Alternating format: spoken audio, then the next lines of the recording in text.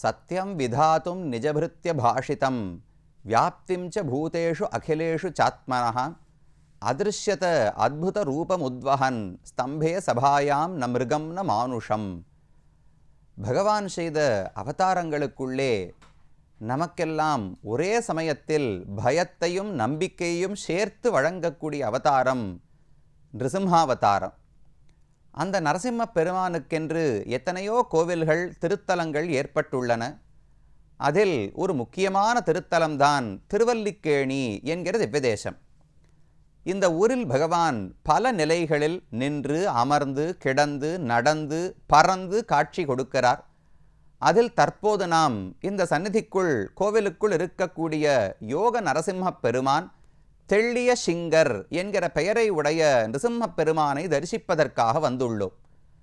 இந்த கோவிலே கிழக்கு நோக்கி அமைந்திருக்கிறது என்று பார்த்தோம். பிரதானமான வாயில் கிழக்கு புறத்திலே இருக்கிறது. துவஜஸ்தம்பம் அந்த பக்கத்திலே இருக்கிறது. வெங்கட கிருஷ்ணனான பெருமான் கிழக்கு நோக்கி கடலை நோக்கி எழுந்தருளி இருக்கிறார்.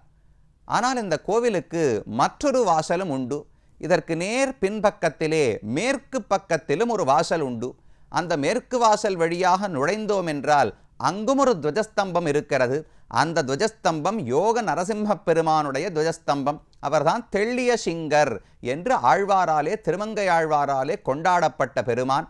அவரைத்தான் அடுத்ததாக நாம் இந்த திருத்தலத்திலே தரிசிக்க இருக்கிறோம். இவர் மேற்கு நோக்கியே அமர்ந்த திருக்கோலத்திலே காட்சி அளிக்கிறார். 4 திருக்கைகளோடு நரசிம்ம பெருமானுடைய காட்சி. யோக தசை என்றால் தன்னுடைய திருவடிகளை மடித்து வைத்துக்கொண்டு அந்த திருவடிக்கு மேலே தன்னுடைய 2 கைகளையும் வைத்து கொண்டிருக்கிறார். இவரும் ஒரு ரிஷிக்காக ஒவ்வொரு இடத்திலையும் பார்த்தோமோ இல்லையோ, சுமதி அரசன் ஆத்திரேயருக்காக வெங்கட கிருஷ்ண பெருமான் வந்தார். அடுத்து மதுமான் என்கிற ரிஷிக்கு காட்சி கொடுத்தார் ராமனாக. அடுத்தது கஜேந்திரவரதர் சப்தரோமர் என்கிற ரிஷிக்காக இந்த இடத்திலே காட்சி கொடுத்தார். அதே போல யோக நரசிம்ம சுவாமி அத்ரி என்கிற முனிவர் வேண்டும்படிக்கு அவர் ஆசைப்பட்டபடிக்கு இந்த இடத்திலே வந்து காட்சி கொடுக்கிறார். அவர்தான் யோக நரசிம்மர். மேல் திருக்கைகளாலே சங்க சக்கரங்களை ஏந்தி கொண்டு கீழ் 2 கைகளையும் தன்னுடைய மடித்த திருவடிகளுடைய முட்டிகளுக்கு மேலே வைத்துக்கொண்டு அமர்ந்த திருக்கோலத்தில் யோக தசையிலே காட்சி அளிக்கிறார். மிக அழகான திருக்கோலம். பகவானை சேவித்தாலே பயமாலாம் இருக்காது. நல்லா அருகில் போய் சேவிக்கலாம் என்கிற ஆசை வரும். பகவான் நிருசிம்ம பெருமானை பற்றி பாடும் பொழுதே அவர் எவ்வளவு கோரமான வடிவத்தோடு இருந்தாலும் ஆனால் பார்த்தாலே ஒரு ஈர்ப்பு இருக்குமா. அழகியாம் தானே அறிவுருவம் தானே என்று சொல்லுகிறார். பல இடங்களில் அழகிய சிங்கர் என்று நிருசிம்ம பெருமானுக்கு பெயர் உண்டோ இல்லையோ. சுவாமி சிங்கத்தை பார்த்தா கம்பீரமான சிங்கம், வீரமான சிங்கம், பலசாலியான சிங்கம்னு சொல்லலாம். எங்கேயான் உலகத்தில் அழகான சிங்கம்னு சொல்லி பார்த்துருக்கீங்களோ? ஆனால் பெருமான் மட்டும்தான் அழகான சிங்கம். அவர் சஹஸ்ரநாமத்தில் சொல்கிறோமோ இல்லையோ, நாரசிம்ம வபுகு ஸ்ரீமான் என்று பீஷ்மாச்சாரியர் சொல்லுகிறார். நாரசிம்ம வபுகு நரம் கலந்த சிங்க உருவத்தோடு பிறந்தார். ஸ்ரீமான்னு சொன்ன இந்த இடத்துல பணங்காசு உடையவர்னு அர்த்தம் கிடையாது, அழகுடையவர்னு அர்த்தம். அப்போ சம்ஸ்கிருதத்தில் பார்த்தாலும் நாரசிம்ம வபுகு ஸ்ரீமான். தமிழ் ஆழ்வார் பாட்டு அழகியான் தானே அறிவுருவம் தானே. அப்போ நிருசிம்ம பெருமான் என்றாலே அழகு. அப்படி கவரக்கூடிய உருவத்தில் தான் இங்கு யோக நரசிம்ம பெருமானாக காட்சி அளிக்கிறார். அடுத்தது அவருடைய உற்சவமூர்த்தியை சேவித்தோம் என்றால் ரொம்ப அழகான திருமேனி. பார்த்தசாரதி பெருமாள் ஒரு விதமான அழகு. அவருடைய பொழிந்த முகத்தோடு சின்ன கண்ணு மூக்கெல்லாம் ஒரு அளவுக்கு அதிலே தென்படும். அழகான திடமான புஜங்களில் சங்க சக்கரங்களை பிடிச்சுட்டு இருக்கார். அவருக்கு நிகர்னு சொல்றதா, அவரை விட அழகுன்னு சொல்றதா, ரொம்ப இளமையான முகத்தோடு தெள்ளிய சிங்கரான உற்சவமூர்த்தி காட்சி அளிக்கிறார். அபயஹஸ்தம் ஆஹ்வானஹஸ்தம். வா எனக்கு அருகிலேவான் அழைத்து கொண்டு வலது கையாலே பயப்பட வேண்டாம் என்று அபயம் அளித்து கொண்டிருக்கிறார். இந்த கையை வைத்துத்தானே பிரஹ்லாதன் தலையை தீண்டியிருப்பார். ஹிரண்யகசிபுவை கொன்ற பிறகு அவருக்கு இருந்த கோபத்தை அடக்க யாருக்கும் வழி தெரியவில்லை. பிரஹ்லாதன் தான் போய் அவர் காலிலே விழுந்தான். அந்த குழந்தையை பார்த்த உடனே அப்படியே கோபமெல்லாம் போய் சாந்தியோடு அந்த ரத்தம் தோய்ந்த கைகளால் அவனுடைய தலையிலே வருடி கொடுத்தாராம். திருநீல்மலை சாந்த நரசிம்மர்னு சேவித்தோமே, அதை போல இந்த பெருமானும் அபயம், யாரும் இனிமே பயப்பட வேண்டாம். இந்த ஹிரண்யகசிபு எப்பேற்பட்ட பலசாலி, அவனையே நான் அழித்து விட்டேன். அப்போ உங்களுக்கு இருக்கும் எதிரிகளையும் பகைவர்களையும் தடங்கல்களையும் நானே போக்கி கொடுப்பேன். நமக்கு யாரும் விரோதிகள்னு யாரும் அப்படி கிடையாது. என்னோட கொல்ல வருகிறார்கள், என் சொத்தையெல்லாம் பறிக்க போகிறார்கள்னு கிடையாது. ஆனால் உள்ளுக்குள்ளேயே விரோதிகளை வைத்து கொண்டிருக்கிறோம். என்னுடைய அகங்காரம், கர்வம், பொறாமை, மமகாரம், என் சொத்து, என் மக்கள், என்னுடைய வீடு, இத்தனை விரோதிகள் உள்ளுக்குள்ளேயே அமர்ந்திருக்கிறார்கள். அவர்களையும் போக்குவதற்கு நரசிம்ம பெருமான் தானே அனுகிரகிக்க வேண்டும். அதனால ஒரு கையால வா என்று ஆஹ்வானம் அழைத்து கொண்டு, மற்றொரு கையாலே அபயம் அளித்து கொண்டு, மேல் திருக்கைகளில் சங்க சக்கரங்களோடு இருக்கிறார். திருமுகத்தை சேவிச்சாலே அழகா ஒரு குழியோட, இந்த இடத்துல பெருமானுக்கு ஒரு சின்ன குழியாட்டம் இருக்கும். அழகான பச்சை நிறத்தில் திலக்கத்தோடு இருப்பார். நன்னா கன்னமெல்லாம் பருத்து இருக்கும். சரி சுவாமி நன்னா சாப்பிட்ருக்கார் போல் இருக்கு. சில இடங்களில் ரொம்ப ஒல்லியாக வயசான பெருமாளாக காட்சி அளிக்கலாம். இந்த பெருமாளை சேவிச்சோன்னா நன்னா புஷ்டியாக இளம் வயதில் நன்னா சாப்பிட்டு பருத்து இருப்பது போல ஆனந்தமாக பெருமான் சிரித்த முகத்தோடு காட்சி அளிக்கிறார். அவ்வளவு அழகான கோலம். பின்னழக சேவித்தாலும் 4 தோள்களையும் அப்படி கரித்து நெரித்து தோள்களெல்லாம் கிட்டக்க இருக்கும். பின்னாடி சேவித்தாலும் அழகு, முன்னாடி சேவித்தாலும் அழகு. அப்படி உற்சவமூர்த்தி தெளிசிங்க பெருமானையும் சேவித்துக் கொள்ளுகிறோம். இவருக்கும் வெகு விமரிசையாக பிரம்மோற்சவம் ஆனி மாசத்தில் ஸ்ரவண நட்சத்திரத்தன்று முடியும்படிக்கு, தீர்த்தவாரி நடக்கும்படிக்கு 10 நாட்களுக்கு பிரம்மோற்சவம் நடக்கிறது. காலை மாலை 2 வேளையும் வாகனங்கள் எல்லாம் உண்டு. முதல் நாள்லேருந்து ஆரம்பிச்சு தர்மாதி பீட்டம், புன்னமர வாகனம், சேஷ வாகனம், சிம்ம வாகனம், கஜ யானை வாகனம், குதிரை வாகனம், அத்தனை திருக்கோலங்களிலும் பெருமான் காட்சி கொடுக்கிறார். 10 நாட்களுக்கு மிக அழகான உற்சவம் ஆனி மாசத்திலே இந்த பெருமானுக்கு நடைபெறுகிறது. அதே போல இந்த பெருமானுக்கும் தெப்பம் உண்டு. கிழியே தெரிவித்திருந்தேன். கைரவணி புஷ்கரணி இருக்கே, அல்லிக்கேணி, அந்த புஷ்கரணியிலே 7 நாட்களுக்கு தெப்போத்சவம் உண்டு. அந்த தெப்போத்சவத்தில் முதல் 3 நாட்கள் பார்த்தசாரதி பெருமான் எழுந்தருளுவார். அடுத்த 4 நாட்களுக்கு நரசிம்மர், ராமர், கஜேந்திரவரதன், மன்னாத பெருமாள், இவர்கள் 4 பேருக்கு ஆளுக்கு ஒரு நாள் தெப்போத்சவம் நடக்கிறது. இப்படி பெருமானுக்கு பற்பல உற்சவங்களோடு இந்த பெருமானம். இவர் மேற்கு நோக்கி, மூலவர் அமர்ந்த திருக்கோலம், உற்சவர் நின்ற திருக்கோலம். வெங்கடகிருஷ்ணன் கிழக்கு நோக்கி பார்க்கிறாருன்னா இவர் மேற்கு நோக்கி. ஒருவேளை எல்லா திசைகளிலும் பக்தர்களுக்கு அனுகிரகிக்கணுமோ இல்லையோ, அதனால வெங்கடகிருஷ்ணன் கிழக்கு, பக்கத்தில் இருக்கிற மன்னாத பெருமாள் கிழக்கு, ராமர் பார்த்துட்டு இருக்கிறது தெற்கு, வேதவல்லி தாயார் கிழக்கு, கஜேந்திரவரதன் கிழக்கு, இவர் அழிசிங்கர் மேற்கு. ஆக மொத்தம் எல்லா திசையும் முடிஞ்சு போச்சோ இல்லையோ, எல்லா திசைகளிலும் பார்த்து கொண்டு இந்த கோவிலிலே பெருமாள்கள் இருக்கிறார்கள்.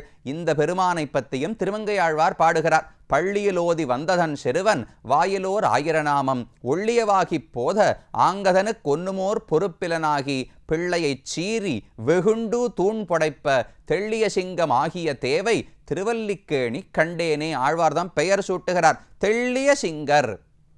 என்ன தெளிவு இந்த பெருமானுக்கு! அப்படி என்ன கிளாரிட்டி, என்ன தெளிவு இருக்குன்னால், இவனை கொல்லணுமா கொல்ல வேண்டாமான்னு சந்தேகமே கிடையாதே. அவன் எப்பேற்பட்ட பலசாலியாக இருந்தாலும் அவருக்கு பொருட்டு கிடையாது.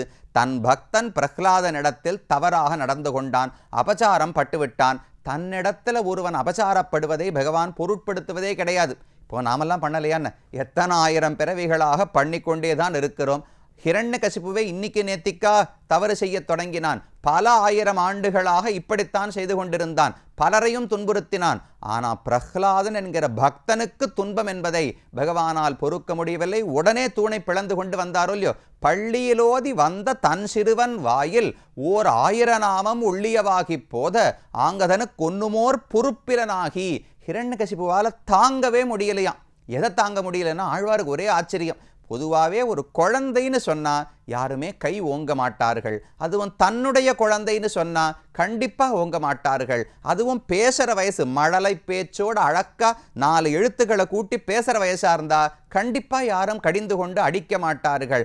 அதுவும் பள்ளிக்கூடத்துக்கு போயிட்டு வருதுன்னா எல்லா தாய் தகப்பனாருக்கு எவ்வளவு ஆனந்தம். போனால் ஏபிசிடி சொல்கிறது, சொல்கிறதுனா ஒரே ஆனந்தம் இல்லையோ. என்னமோ பெரிய ஸ்தோத்திரமே இயற்றினது போல எல்லாரும் கொண்டாடுவார்கள். ஆனால் இந்த குழந்தை பாருங்க, பள்ளியிலோதி வந்த இந்த குழந்தைக்கு இப்போ தான் பள்ளி பருவம். குழந்தை போய் படிச்சுட்டு வந்து ஏதோ ஒரு 2 விஷயம் சொல்கிறான்.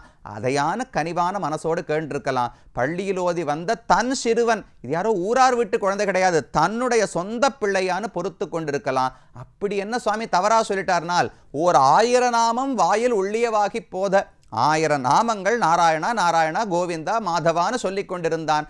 அதை பொறுக்க முடியாமல் அவனுக்கு அசுரத்தன்மை தானே, தான் உயர்ந்தவன் கர்வம். விஷ்ணுன்னு இன்னொருத்தர் உயர்ந்தவர் இருக்கிறார் என்று அவனால் ஏற்றுக்கொள்ள முடியவில்லை.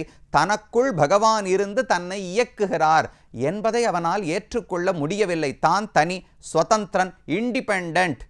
தாய் தந்தையர் சொன்னா கூட கேட்க முடியாதுங்கிற இண்டிபெண்டன்ஸ் நாம இன்னைக்கு பேசிட்டு இருக்கோமோ இல்லையோ, அப்போ பகவான் சொன்னா மட்டும் கேட்டுற போறோமா? இதே தான் ஹிரண்யகசிபுவுக்கும் அந்த அகங்காரத்தாலே தான் கர்வத்தோடு இருந்தான். அவனை கொல்வதற்காக வந்தார். வெகு பிள்ளையை சீறி பிரகலாதனிடத்துல கோபப்பட்டான். வெகுண்டு தூண் படைப்ப அந்த கோபத்தோடு தானே அளந்து கட்டின தூணை தானே உடைச்சாரா? உடனே அங்கிருந்து பெருமான் தோன்றினார். வெகுண்டு தூண் படைப்ப பிறையிற்று ஒன்றுமோர் பொறுப்பிலனாகி பிள்ளையை சீறி வெகுண்டு தூண் படைப்ப பிறையிற்று அனல்விழி பேழ்வாய். அவருடைய பற்கள் எல்லாம் சந்திரர்கள் இப்படி வளைஞ்சு வளைஞ்ச சந்திரர்களை போல இருந்ததான். அவருடைய கண்ணெல்லாம் அப்படியே எரிஞ்ச சூரியனை போல செவப்பா இருந்ததான். பேழ்வாய் தெள்ளிய சிங்கம் ஆகிய தேவை திருவல்லிக்கேணி கண்டேனே.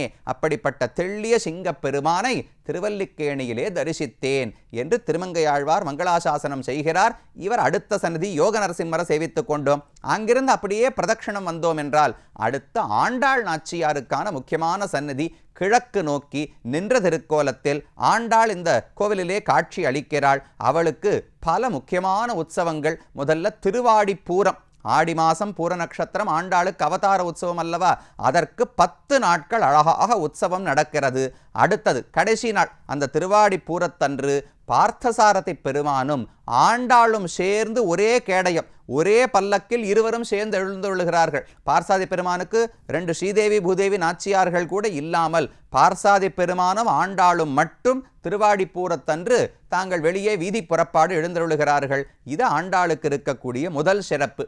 அடுத்தது ஆண்டாள்னு சொன்னாலே மார்கழி மாதம் அல்லவா, மார்கழி மாதத்தினுடைய கடைசி 10 நாட்கள், அதாவது போகிக்கு முன் முடியும்படிக்கு நீராட்ட உற்சவத்தை ஆண்டாள் கொண்டாடுகிறாள். 9 நாட்களுக்கு நடக்கும் அந்த நீராட்ட உற்சவம் என்றால் காலையில் ஆண்டாள் தன்னுடைய சந்நிதியிலிருந்து புறப்பட்டு வீதி முழுக்க வலம் வந்து கோவிலுக்கு வாசலிலேயே குளத்துக்கு அருகிலே, குளம் கோயில் வாசல்ல தான் இருக்கு, அந்த குளத்துக்கு அருகில ஒரு மண்டபம் இருக்கு.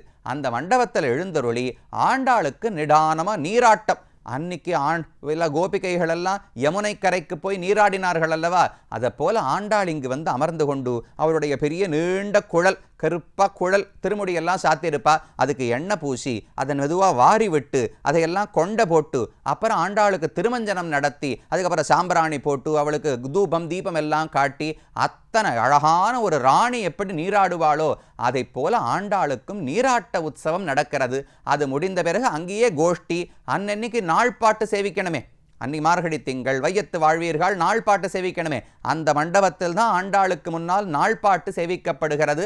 அதற்கு பிறகு வாகனத்தில் சாத்தி கொண்டு வாகனத்தோடு ஆண்டாள் மறுபடியும் வீதி வந்து கோவிலுக்குள்ளே வருகிறாள்.